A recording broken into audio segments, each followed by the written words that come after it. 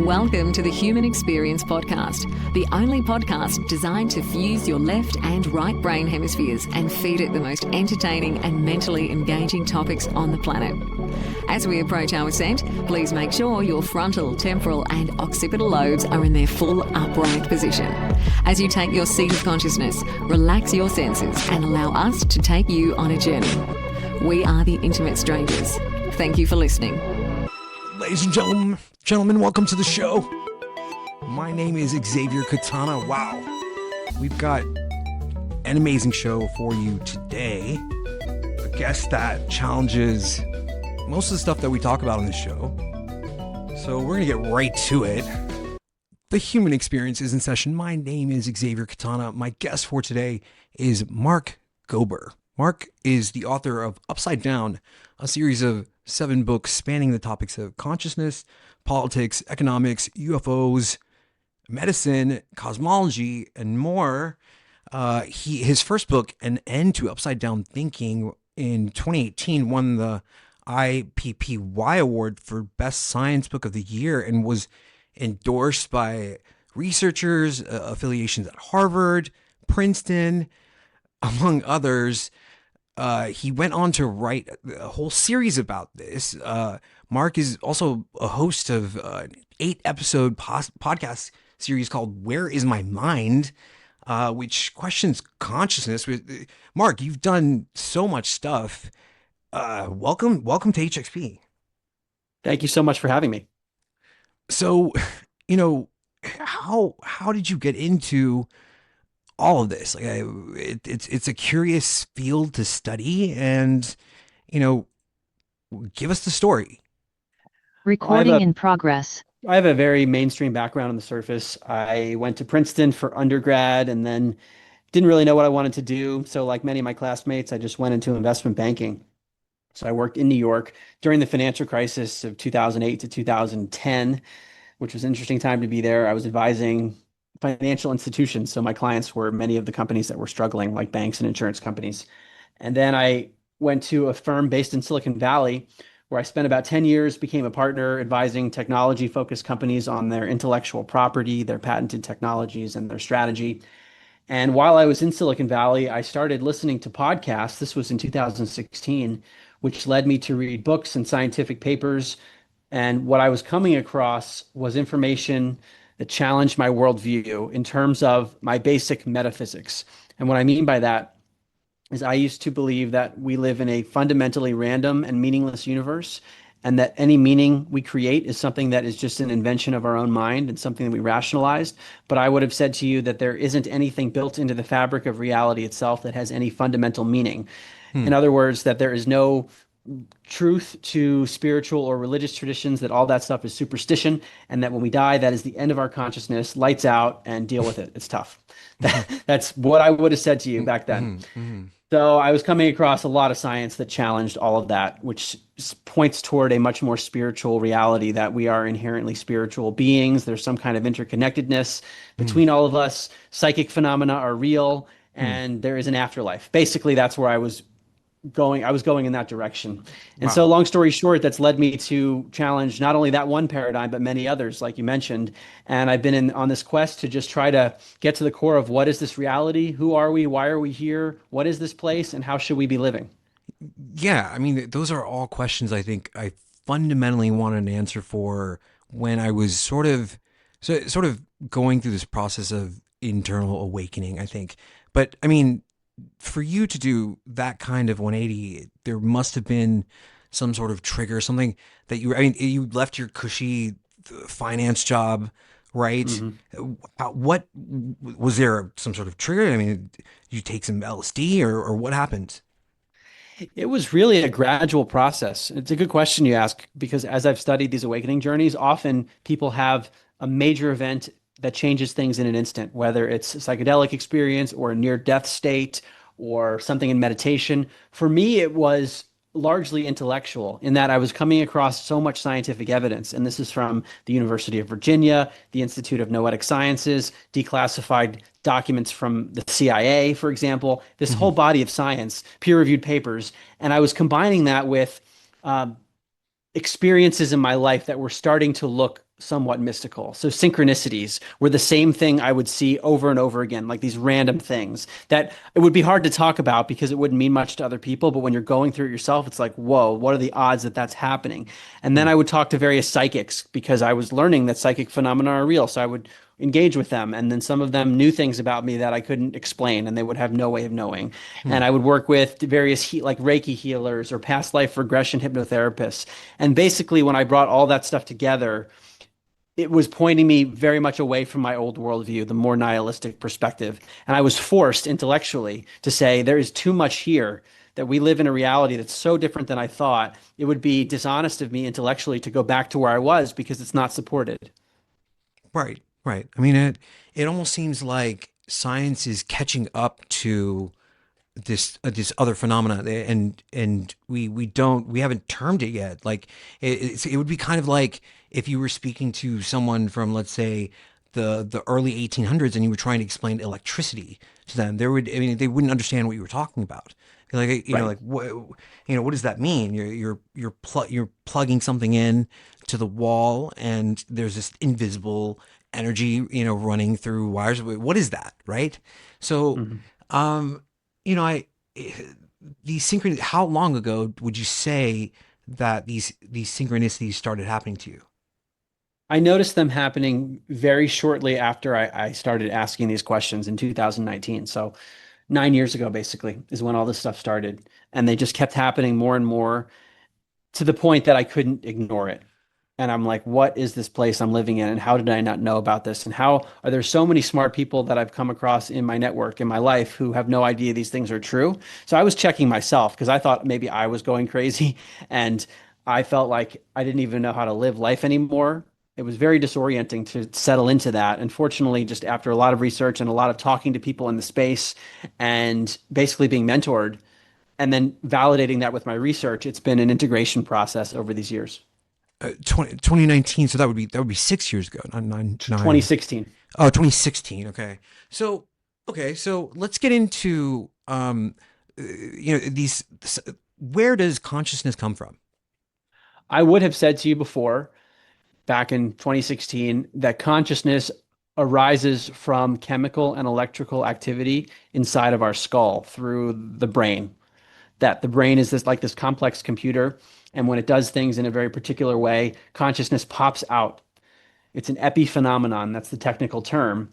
Hmm. But the reality is that no one has ever observed consciousness coming out of a brain. And more generally, no one has ever observed consciousness, which makes this whole exercise very difficult because consciousness is something we all experience. We all have consciousness right now that's enabling us to have this experience of life at this moment. So we know it's there, but we can't point to it. We can't even draw it. It's purely subjective. And that makes studying it very difficult. So, what happens in a lot of mainstream science is that scientists observe a correlation between what happens in the brain and what happens in our conscious experience. For example, if a person gets in a car accident and damages a part of the brain responsible for memory and then has memory loss, they can point to those parts of the brain and say, look, we changed this part of the brain and now your memory changed. There's a correlation between brain activity and conscious experience. Therefore, the brain creates consciousness. Hmm. And that is actually a logical fallacy. Hmm. It's true based on what I just said. It's that it could be that the brain creates consciousness, but correlation does not necessarily imply causation. Causation, right? So in the same way that if you have lots of firefighters at the scene of a fire, you could say, look, Mark, every time there's a larger fire, there are more firefighters. It must be the case that the firefighters are starting the fire, Right. even Yeah. though there's another relationship that the Yeah. firefighters might be putting out the fire. And there's a general logical fallacy I think it's worth mentioning here because it applies to every area of inquiry. It's called affirming the consequent. If X, then Y, therefore X. Put more simply, it's true that when it rains, the grass outside will be wet. Second statement's a problem. Here it is. I observe that the grass outside is wet, therefore I conclude that it rained. Hmm. There are many reasons that the grass could be wet other than rain, like dew or sprinklers or children pouring buckets of water, like a million things we could come up with. So Right. another way of saying this is that just because a model can explain an observation correctly doesn't mean that the model's correct. So the model that the brain creates consciousness Well, it is supported by these correlations. If the brain created consciousness, we would see these correlations between brain activity and conscious experience. But observing the correlations, that could be happening for some other reason. So I'll give an example. Imagine that you're watching television and you take a hammer and smash the antenna on your television set. All of a sudden, the TV show that you're watching on the screen appears very scratchy. And it's not because the signal has been damaged at all. The signal that the antenna was receiving is still out there, but the apparatus that was responsible for processing and receiving and filtering the signal, the antenna, that was damaged. So think about the brain like that. What if the brain's like an antenna, receiver, filter interface? If you damage the brain, well, the consciousness, the signal hasn't been damaged. All that's been damaged is this interface. Huh. Interesting. So it's as if the brain is a type of receiver, and you're tuning in to consciousness. How would you put that? Yeah, that's one way of putting it. I would say the real answer is I'm not sure.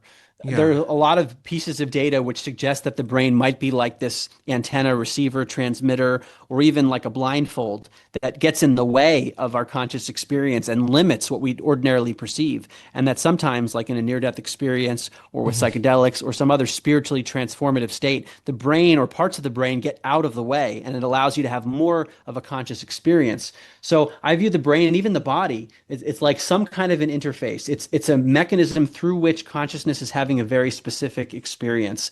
And I should also caveat this by saying that, of course, we focus on the brain for a number of reasons. Number one, we know in the field of neuroscience there are these correlations in the brain between brain activity and conscious experience. Also, our perceptual organs are in our head. Mhm. So we're feeling like consciousness is up by our brain. It just feels that way because we see there and we hear there. Mhm. But there are phenomena. I talk about this in a bunch of my books, but especially the first one, An End to Upside Down Thinking, where Mhm. people who receive organs from a donor sometimes take on the personality traits or the food preferences or other preferences of the person that they got the organ from, I've always or wondered even about that. memories.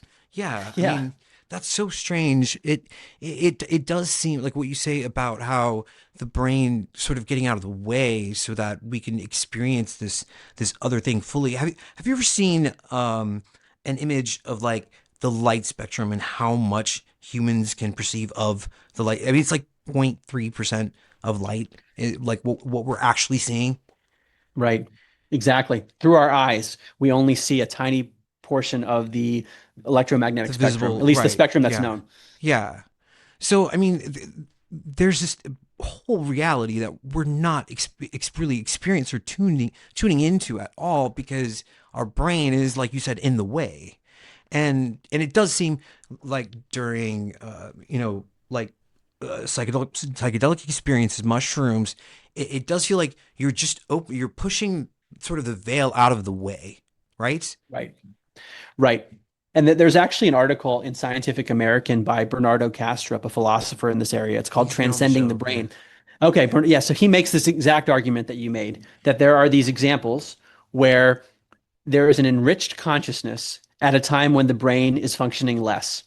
And the way I describe it in my books and my podcast series, Where is My Mind, is less brain, more consciousness. Some of these examples, like a near death experience where the person has little or no brain activity, and yet they have 360-degree vision.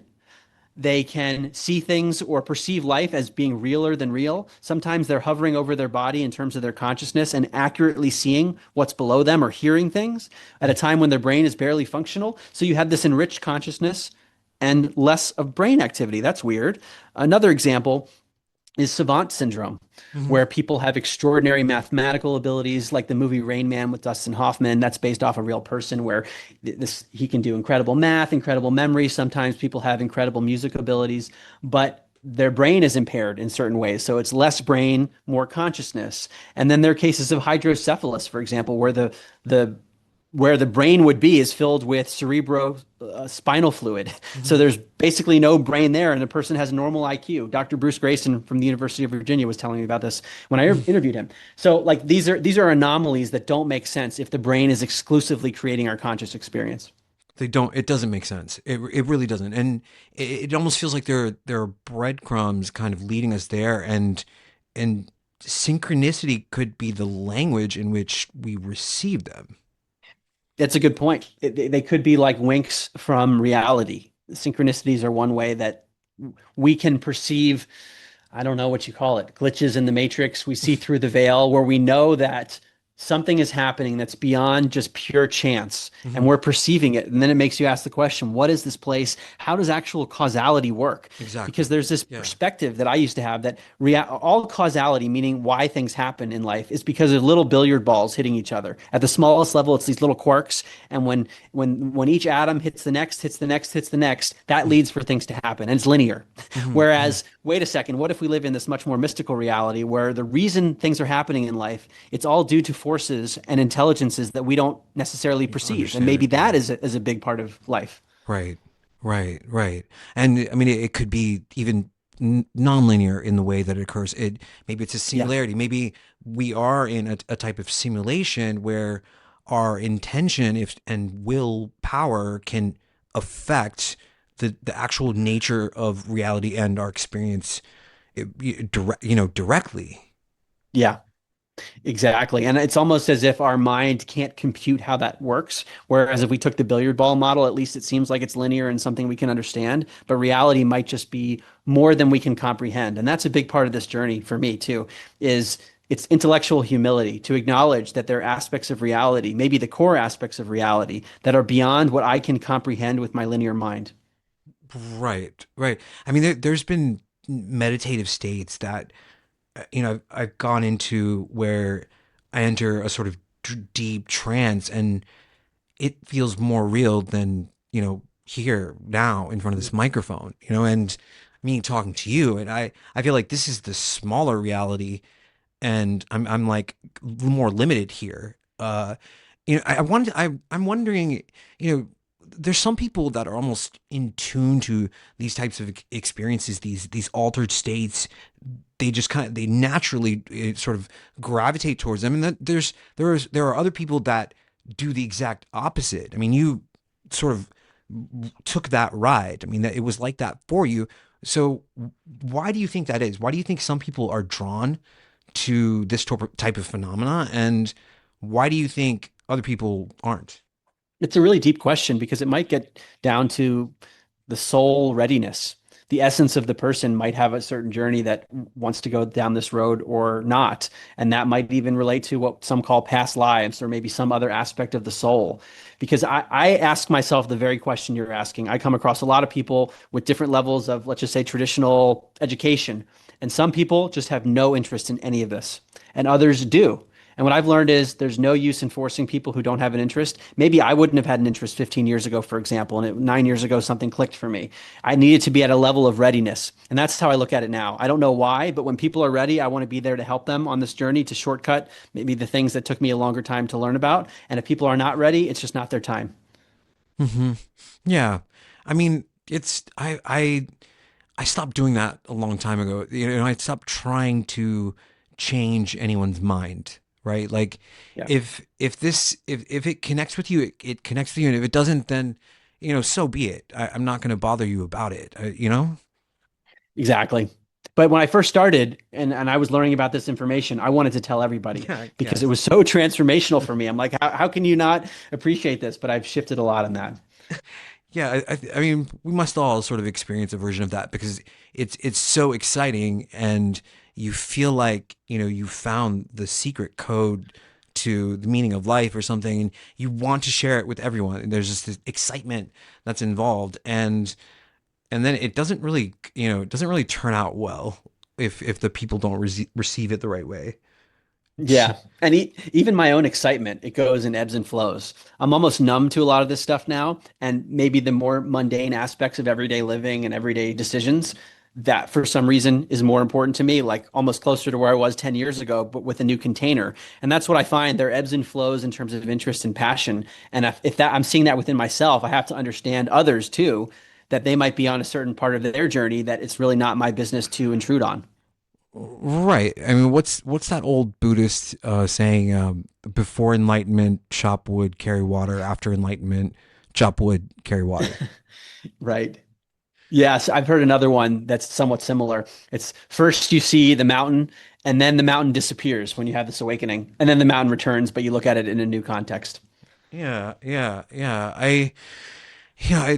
It's really fascinating, and I think exploring this is quintessential to understanding, the nature of our reality, why we're here, what we're supposed to be doing here. It doesn't seem like we have these answers, or even that the nature of the system, like education, school, is geared toward solving this sort of problem of, where are we? Like, why are we here? I mean, it feels like school, is meant to turn you into a drone and, make you a good 9 to 5 worker and worker bee, and keep you sort of asleep. There's, a liquor store on every corner to dull your senses. I mean, it doesn't feel like I'm in a place where it's promoted to be aware of what's going on in our reality. Would you agree? Totally.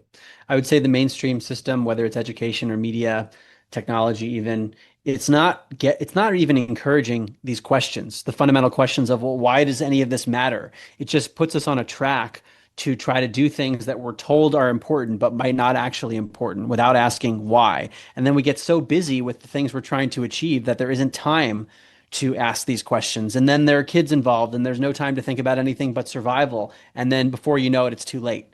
It feels like there's some kind of design in the way society is structured to keep us away from this stuff. Because when I find that people enter this realm, myself included, there's a great sense of empowerment and a great sense of individual liberty that comes about, which is probably not advantageous to the powers that be. Hmm. Hmm. I mean, if it was different, if it was the other way around, what would you do to create like a institution, a school? How do we change the current paradigm to something different? My view on this is I don't know what the world would look like if people started to appreciate these realities, but it's like each of us is a unique puzzle piece within some kind of cosmic puzzle. And our goal in life is to embody that puzzle piece to the fullest, to know what our strengths are and to do our best with that to try to serve. And that means doing the internal work and the cleaning up of our trauma and all that so that we can be the best version of this puzzle piece. So it's almost like as each person becomes that authentic puzzle piece, then we can make the contributions that are needed for some kind of divine purpose. We don't even know what that looks like. So to me, the first step always is a shift in consciousness for each individual. Because once the consciousness shifts, then all the priorities and the things people care about, the things they want to do, they all start to shift. And as more and more people do that, I would guess the world would be better and more harmonious, but I don't know exactly what it would look like. I mean, sometimes, yeah, neither do I. It's the how the world would be. I would, maybe it would be better, right? Like, I don't know. It's hard to say, but maybe people would have more empathy. Maybe there would be less war. Maybe we would care for the earth more. Um, I feel like this stuff connects me to all things good, like nature, and it produces a sense of empathy and caring about others, right? Totally. I think it's a natural consequence of all this stuff. And near-death experiences are a good example of this, where a person, like I said, their consciousness goes into some kind of expanded state, even when their brain is barely functioning or completely off. And while there are some that are very negative and fear-inducing, some would even say hellish, the vast majority are positive, and people come back feeling much more empathy. Often they will become less materialistic and leave their jobs or get a divorce because all of a sudden they look at life in a new way. And that what they care about is trying to make the world a better place and trying to embody something within their own life that they didn't care about before. So when I hear those experiences, and these are kind of the extreme cases where it's an overnight shift, I would imagine a world with more people thinking like that. The way that they would go about their daily life and the things they would prioritize would naturally be very different than what we're taught. Yeah, yeah, fully. And I mean, it almost seems like, the illusion or Maya of this place, we kind of have to go through this process of actually waking up. And because the system is designed to keep you asleep, we're sort of born asleep. We stay asleep for however long, and then it seems like something triggers this sort of evolutionary process in our spiritual understanding of the world, right? At least for me, speaking for myself, that's kind of the way it occurred for me, where I looked around and I was like, this doesn't make sense. Something isn't right. And, I suddenly I wanted to know, what is this place? Like, where am I? What happens when I die? Is there a God? Just questions like that. I wanted answers to. I started looking and digging, and rabbit hole after rabbit hole, and I never seemed to be able to answer the question. It always seemed like the question begot more questions. Mhm. That's been my experience too. The more I've learned, the more I feel like I know less because now I know more about where the holes are. And thinking about the way you described it, this journey of basically ignorance in life, what I'm starting to wonder is if we actually come into the body when we're born with a lot of this knowledge, and then as we enter into society and are conditioned, we lose a lot of it. And you're reminding me of work that my friend Dr. Edith Ubuntu Chan is doing. She's a Harvard grad turned Chinese medicine doctor and author. But recently, she's been working with children, including her own, on blindfolded vision.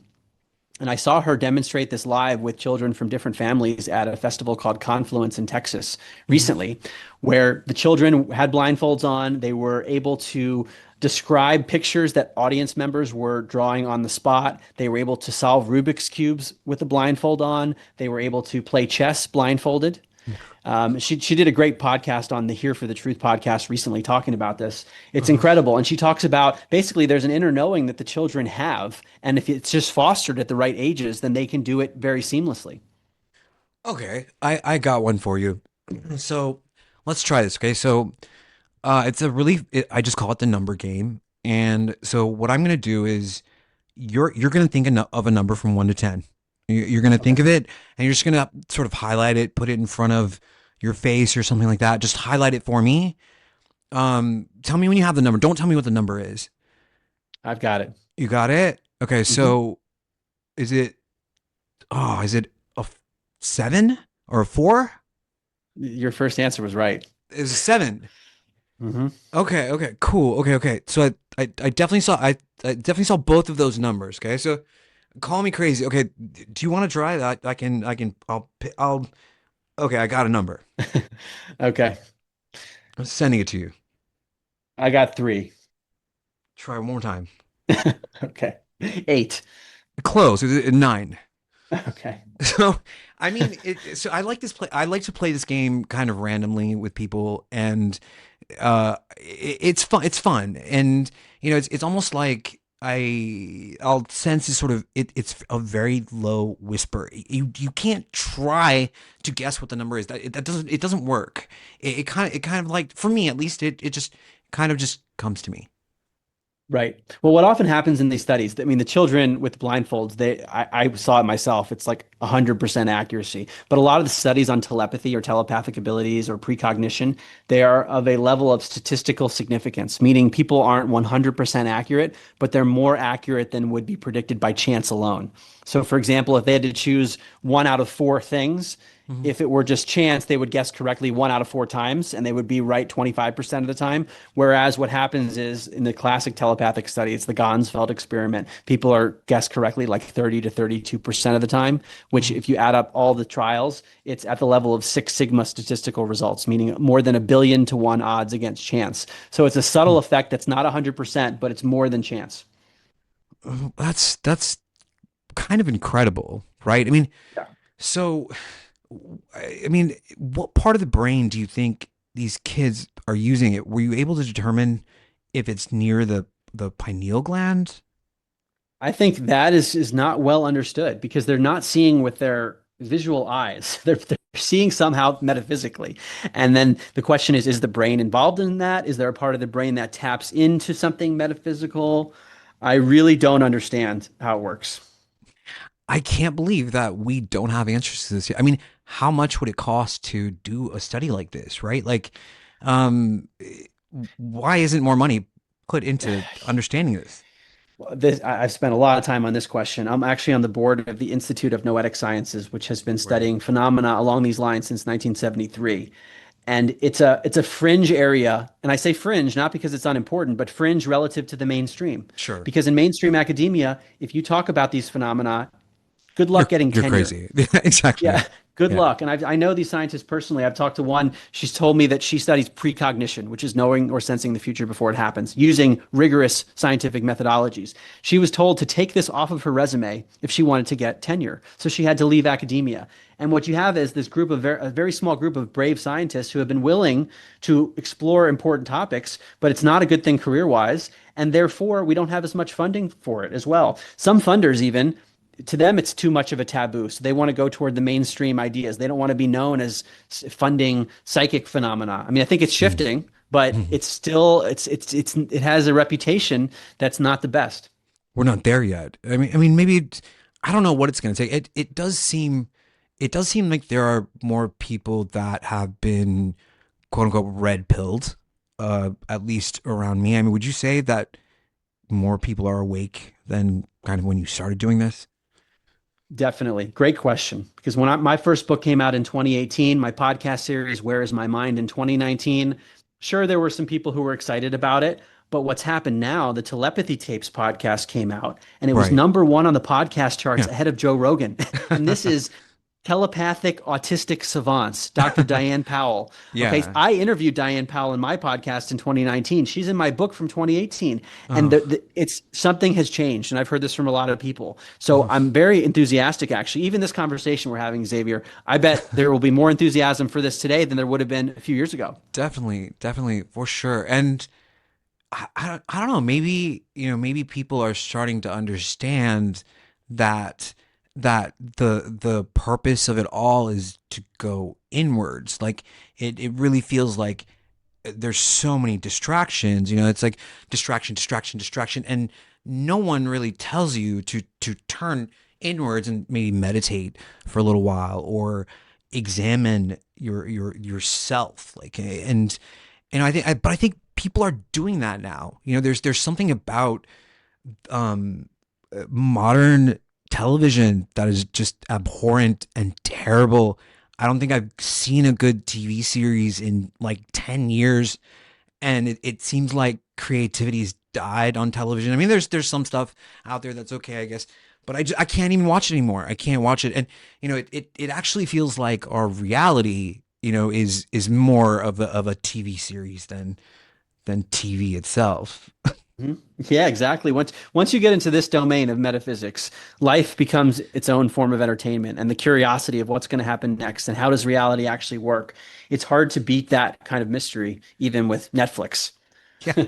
I mean, or, just, scrolling on your phone all day. And something about that just turns me off. I don't necessarily feel like I want to do that because it seems more and more as technology seems to advance, we're being sucked into losing attention span, losing our ability to really just think. I mean, most people are absent of all thought. It's mind-boggling. I mean, do you know what I mean?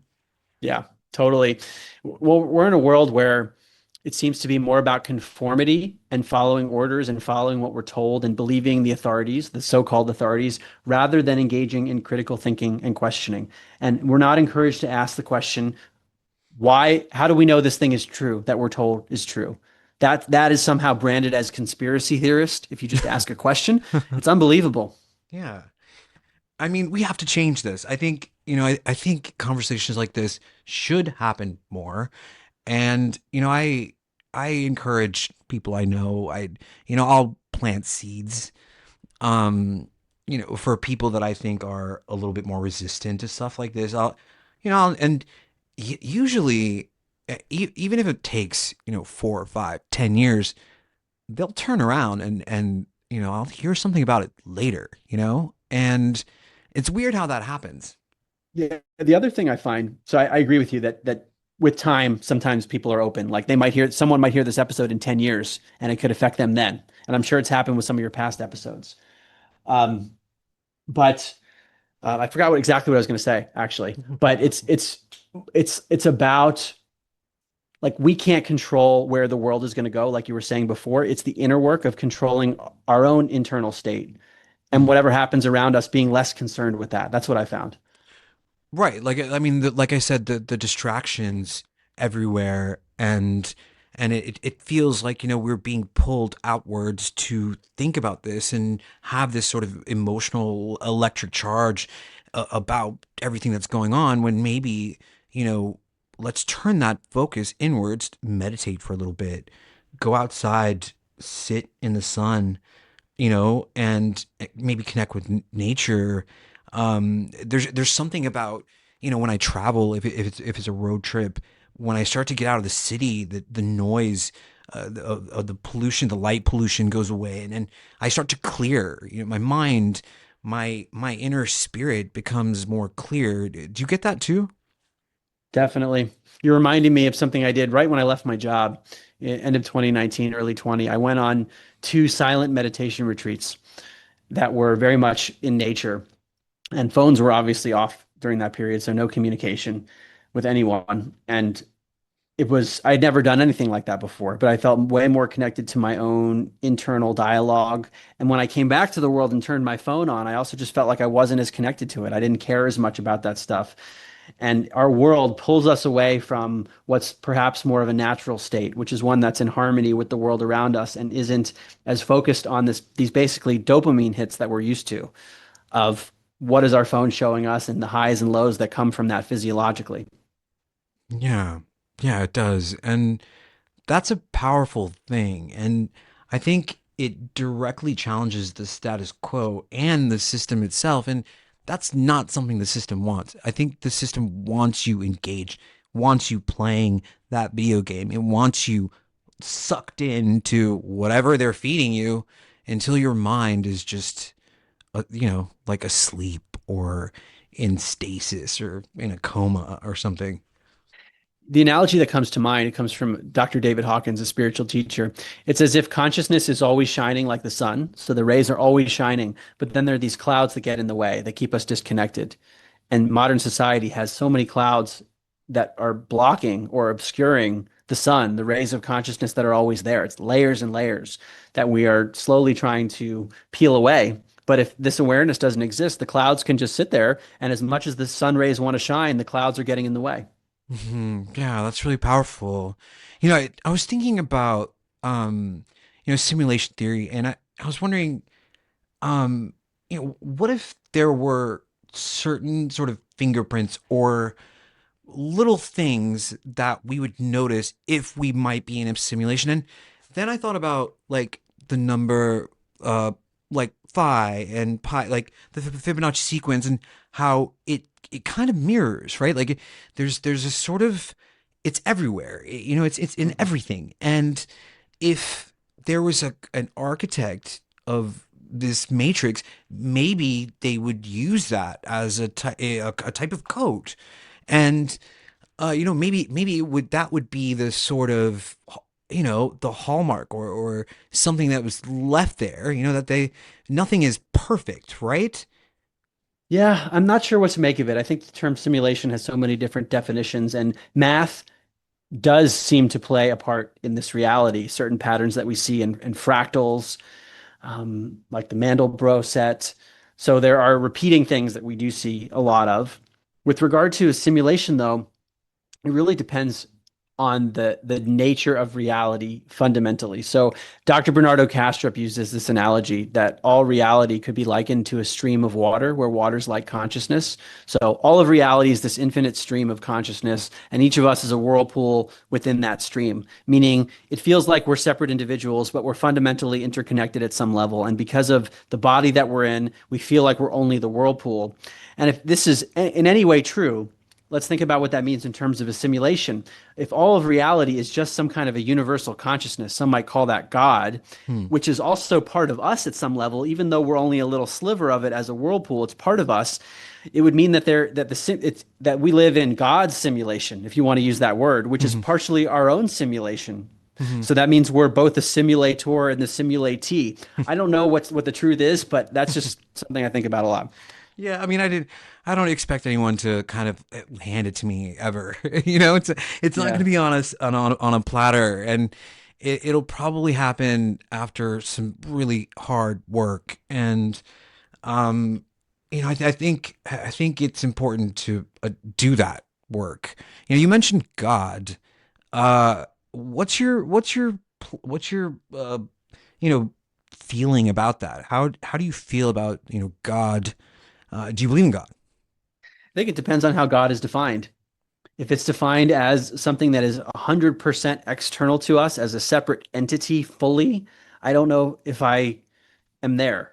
To me, that if there is God, that we are part of it and therefore not fully separate from it, even though it feels like we're separate from it. So going back to Bernardo Kastrup's analogy, which it's an analogy that probably oversimplifies, that analogy that we're whirlpools within a stream, it suggests that we are aspects of God and that God is the full stream of consciousness, the higher intelligence that we're all a part of. And maybe the stream itself is multidimensional.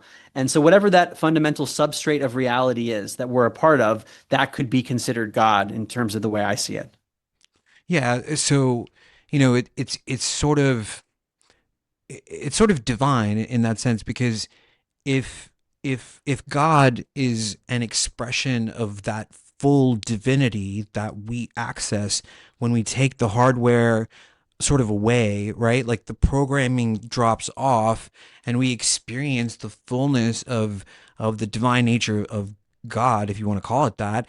And and then we come back and we realize, wow, there's something inside of us shifts. And it's almost like there's a sort of divine spark that we each carry in us, and maybe that spark it turns on. Maybe it's a type of inertia that occurs at a certain point. Who knows? How could I even define this, right? I mean, Yeah, I mean, I see it as I like that analogy from Hawkins, the sun rays and the clouds. Once we come to an awareness that the sun rays are always shining, then we have an ability to tap into that, meaning our own consciousness automatically shifts once we have this realization. And we might acknowledge that there are clouds there that we have because of our conditioning and our trauma that we can work on. But once we have that North Star that we're moving toward, we know we're tapping into this stream of consciousness. We're tapping into the sun rays, so to speak. Then it's almost like we know the destination, even though we don't know how we're going to get there, where our compass has been reoriented. And to me, that is the fundamental step. that's what it's all about, like that compass, that internal compass, and kind of sharpening it and tuning it and getting it to point, the direction that you're supposed to be going. Um, I wanted to ask you if you knew about Robert Monroe. Did you ever get into Monroe's work, Journeys Out of the Body, and his institute that he founded? I think it's in Virginia. Yeah, I'm very much familiar with it and familiar with the phenomenon of remote viewing, for example, or astral projection. To me, this all fits into the bigger metaphysical framework that we can send our consciousness out, or perhaps better put, we can access parts of our consciousness that are far away in space and or time. Like that's what remote viewing is. And even the US government, I mentioned earlier, like Yeah. declassified CIA documents, that there are documents saying remote viewing is a real phenomenon and that the implications are revolutionary. This is a real thing. And Yeah. on my podcast, Where's My Mind, I interviewed Russell Targ, who was one of the leaders of the program. So I think all that stuff is possible once we learn how to harness our own consciousness. And I also think that we just need to be wary of it because who knows what those other realms of consciousness are like and whether there are dark and light forces that we need to be aware of. I Mm. personally just don't feel qualified enough to just play with this stuff. I Hmm. think it's potentially playing with fire. So when it's being done, it likely needs to be done with the right people who know how to Sure. navigate those realms. Yeah. Yeah. Yeah. I think that's important.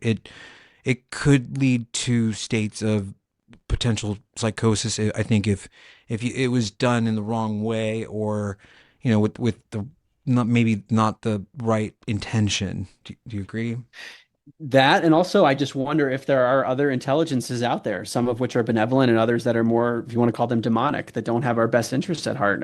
I wrote a book on that topic, An End to Upside Down Contact, evaluating allegations of contact with non-human intelligence, both in the physical realm but also metaphysically. And it seems to come up in the modern era and also throughout human history that there are forces, some are very angelic and others are not. So when we play with consciousness, whether it's the realm of psychedelics or astral projection, all of these things could potentially take us into worlds where we're more susceptible to these energies.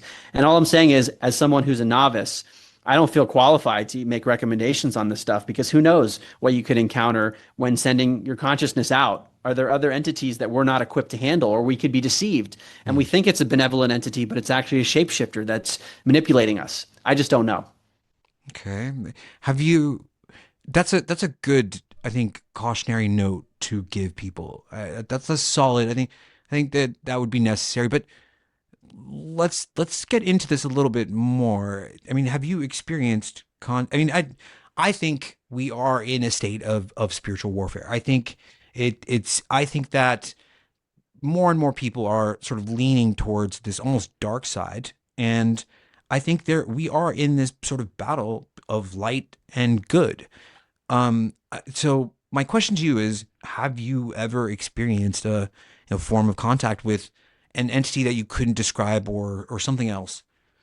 Well, first, I want to say I agree with you. I've used the term spiritual war. That's where my mind is now in terms of all the research I've done. I think we are in some kind of a spiritual war. We are active participants, whether we realize it or not. In terms of my direct involvement, I have worked with people who are psychic and are able to channel beings from other dimensions. And this is a phenomenon that's been studied scientifically, not to say that every channeler is always legit, but there are Hmm. certainly instances where I don't think it's just some kind of a psychiatric condition.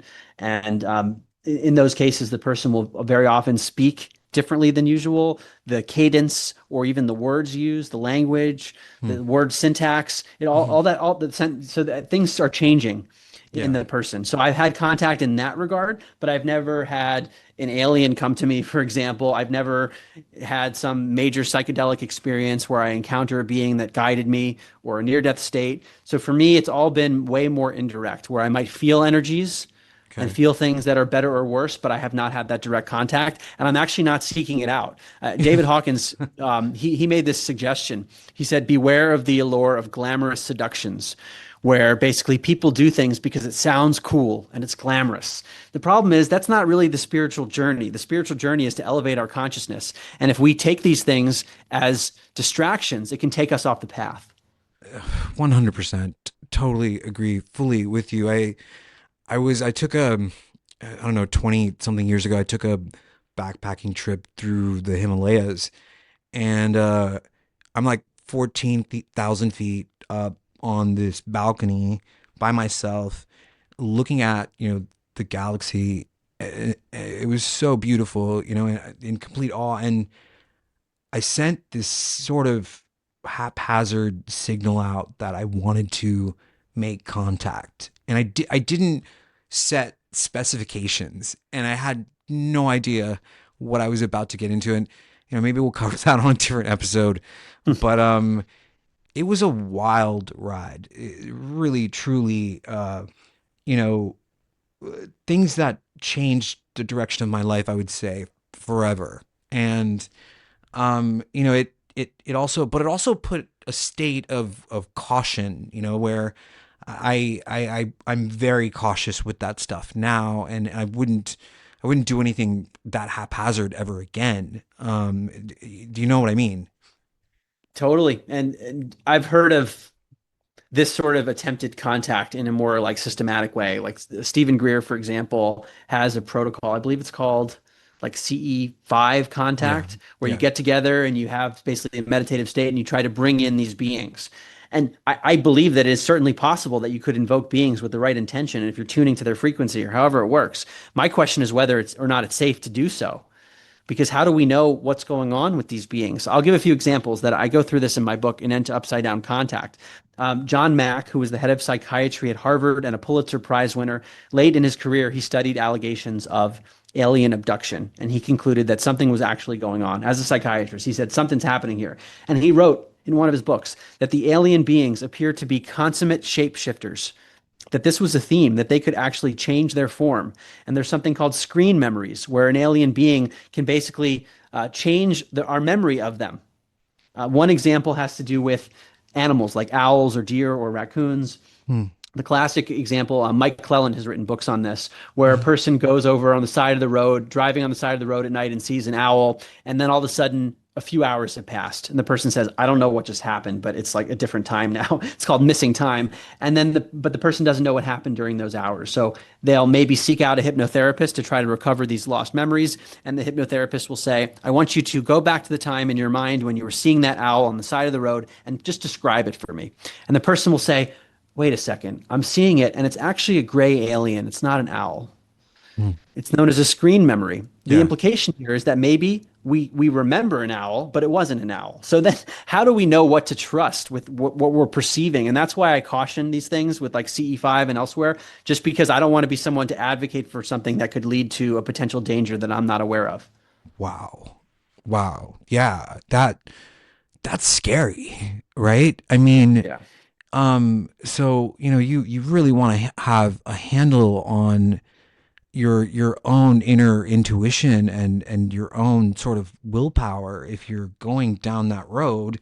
I mean, I don't know if you have you ever heard of a guy named Father Malachi Martin?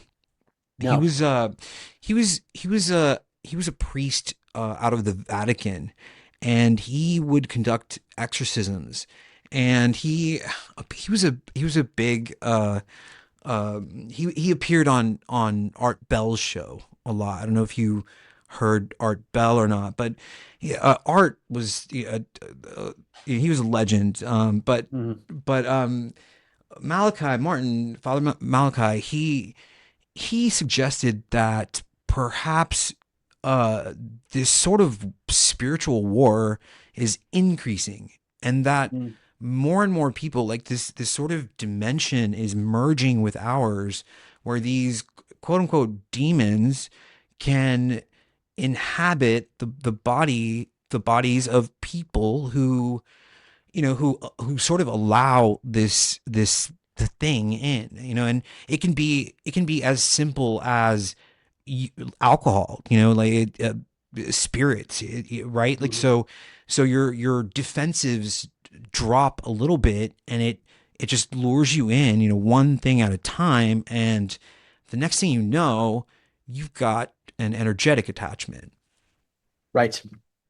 Yeah, I think it's just important to be aware of this stuff. I don't think all of reality is evil. I think there are benevolent entities, and we know from our own lives that we experience benevolence on a daily basis, or we experience love. So all that's important to acknowledge too. What I'm saying is that if we're going to just try to seek out external beings, we should have a reason as to why we're trying to contact them beyond, oh, it's cool.